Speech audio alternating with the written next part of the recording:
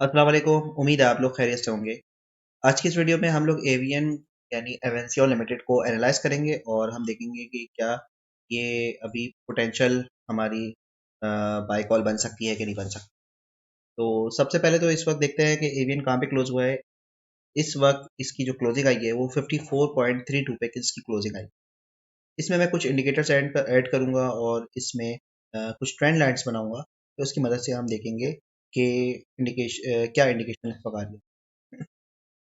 मैंने कुछ trend line बनाई थी और इस ट्रेंड लाइन के हिसाब से अगर हम देखें तो इसमें इसका जो रिवर्सल आया है, जो रिजेक्शन आई है वो 67.7 के पास आई है, जो कि इसकी ट्रेंड लाइन रेजिस्टेंस आप कह सकते हैं।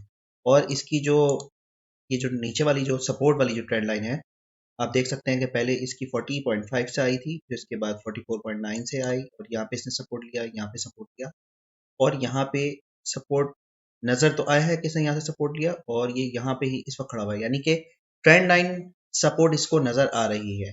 और अगर हॉरिजॉन्टल लाइन की बात करें तो मैंने इस एक हॉरिजॉन्टल लाइन भी यहाँ पे ड्रॉ करी है और ये इस वक्त हॉरिजॉन्टल लाइन की सपोर्ट पे भी ये मौजूद है।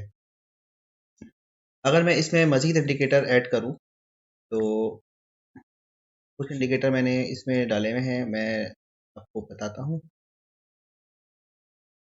तो कुछ इंडिकेटर्स मैंने डाले हुए हैं, आइए इसको देखते हैं कि क्या बता रहे हैं।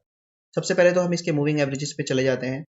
तो अगर डे चार्ट के हिसाब से मैं बात करूँ तो एवेंसियन अभी प्रॉपरली अपने अप ट्रेंड में नहीं आया है। इसने आने की कोशिश करी, इसके मूविंग एवरेजेस ऊपर आए हैं, लेकिन बहुत ज़्यादा इसमें बुलिशनेस नज़र नहीं आई।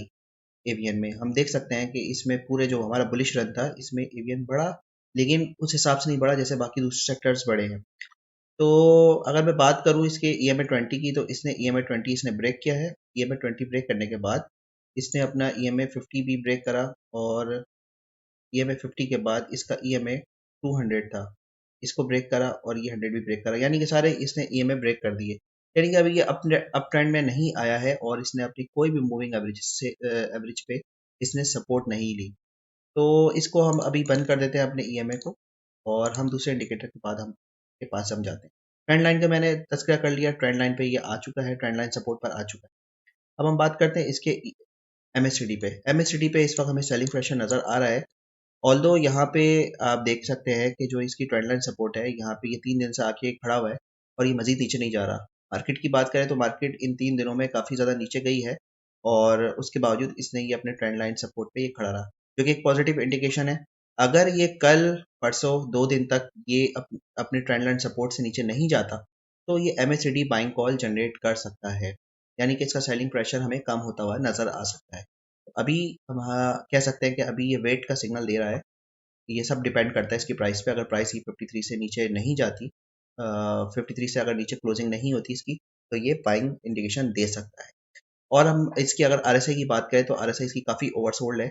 मार्केट काफ़ी ज़्यादा बुलिश थी, इसमें बहुत सारे आइटम आपको मिलेंगे जो कि अभी भी स्टिल उसकी RSI बहुत ज़्यादा ऊपर नज़र आएगी। तो बुलिश मार्केट में RSI बहुत ज़्यादा ऊपर होती है, ये नॉर्मल है।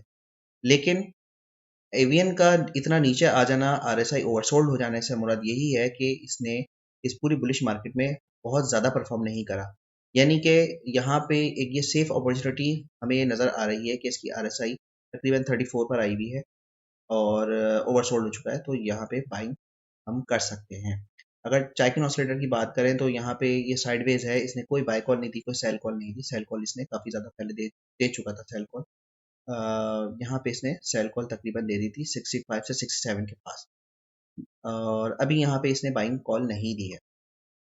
ओवरऑल बात करें तो ओवरऑल हमें ये इस वक्त एक बहुत ही अच्छी अपॉर्चुनिटी नज़र आ रही है। अगर मैं पिवट की सपोर्ट लगाऊं तो पिवट की सपोर्ट भी आपको यहीं पे नज़र आ रही है, डे पे, और ट्रेंड लाइन सपोर्ट भी ये नज़र आ रही है। इस सपोर्ट को देखते हुए, RSI को देखते हुए, हम ये कह सकते हैं कि यहाँ पे हमें कुछ बाइंग करनी चाहिए। और अगर इसने यहाँ पे इसको ब्रेक नहीं किया और 1-2 दिन तक इसने सपोर्ट ली यहाँ पर और नीचे नहीं गया, तो MACD भी बाइंग कॉल दे देगा। जब सारे मल्टीपल इंडिकेटर्स आपको बाइंग कॉल देंगे तो फिर ये एक बेहतरीन आपकी बाइंग बन सकती है। तो मैं कहूँगा कि जिसके पास अभी फ्री कैश है, जो अभी वेट कर रहा था और किसी और चीज़ में स्टक नहीं है, ये इस आइटम को यहाँ पे एक्यूमुलेट करना शुरू कर सकता है। 30% इसको या 40% इसको यहाँ पे बाइंग कर सकता है। मैं इसकी स्ट्रेटेजी बना देता हूँ। और यहाँ पे जो मैंने इसकी बनाई है 53.1 के पास जो मैंने बनाई है, इसको मैं ग्रीन कलर से ये बना देता हूँ और मैं कहता हूँ कि इस पे आप 40% आप इसकी बाइंग कर सकते हैं। और सेकंड बाइंग आप इसकी यहाँ पे कहीं कर सकते हैं, यहाँ पे आप कह सकते हैं कि जो ये वाली जो आपको सपोर्ट नज़र आ रही है, आप तकरीबन 44.6 है, आप इसको 45 के पास आप इसकी सेकंड बाइंग आप कर लें। यानी कि आपका ये कोई इंट्राडे का आइटम मैं आप लोग को नहीं बता रहा, आपको मैं थोड़ा सा इन्वेस्टमेंट वाला आइटम आपको बता रहा हूँ। तो जब इन्वेस्टमेंट वाला आइटम बताऊंगा तो आपको उसको थोड़े तहम्मुल से बाय करना पड़ेगा, और दो लेवल पे आप बाय करेंगे तो ये आपका एक और भी ज़्यादा सेफ इन्वेस्टमेंट कहलाएगी। और यहाँ पे अगर आपने 40% आपने बाइंग करी है 53 से 54 पे, मैं इसको 53.5 कर लेता हूँ। 53.5 में आपने लेट्स से 40% बाय किया और 45 पे आपने 60% बाय किया। तो अब हम देखते हैं अगर नीचे मार्केट जाती है, जिसका अंदेशा है, अगर मार्केट नीचे नहीं जाती तो हम यहीं पे सारा बाय कर लेंगे। और उसका क्या तरीका कार क्या है, कल हम बाइंग करेंगे यहाँ पे 40%, और अगर ये नीचे नहीं गिरता, 1 से 2 दिन तक नीचे नहीं गिरता या 3 दिन नीचे नहीं गिर रहा, तो फिर हम मजीद इस पर बाइंग कर लेंगे। अगर ये नीचे गिर जाता है तो 40% तो हमने बाय करके रखा होगा, कोई मसला नहीं है, नीचे आएगा 45 के पास हम 60% बाइंग कर लेंगे।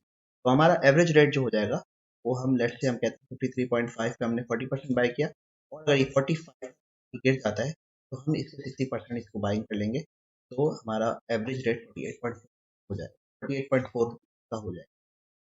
यहाँ से रिवर्सल के बहुत स्ट्रॉन्ग चांसेस हैं। अच्छा, अगर हम मंथली चार्ट की बात करें, देखिए मंथली चार्ट पे बात करें तो ये देखें आपको नज़र आ रहा है कि ये इस ट्रेंड लाइन पे आपको जाता हुआ नज़र आ रहा है। और इसका एमएससीडी देखें तो एमएससीडी काफ़ी ज़्यादा पॉजिटिव इंडिकेशन दे रहा है। इट मीन्स के इसमें लॉन्ग टर्म गुड अपॉर्चुनिटी नज़र आ रही है, और एक पोटेंशियल लॉन्ग टर्म रिवर्सल इसमें आ सकता है। तो यानी कि लॉन्ग टर्म के लिए भी ये सेफ आइटम नज़र आ रहा है। कुछ अर्से के लिए इसको इस रेट पे और इस स्ट्रेटजी के साथ जो मैंने आपको बताया 53.5 और 45 का अगर हम बाय करें, इस स्ट्रेटजी के साथ आप लोग लेके चले तो ये एक आपको अच्छा गेन दे सकता है। अच्छा, ये तो हमने अपने बाइंग स्ट्रेटजी बताई, और मैं अगर इसका टारगेट बताऊं तो सबसे पहला टारगेट जो मुझे नज़र आ रहा है, मिनिमम नज़र आ रहा है, वो 74 का नज़र आ रहा है।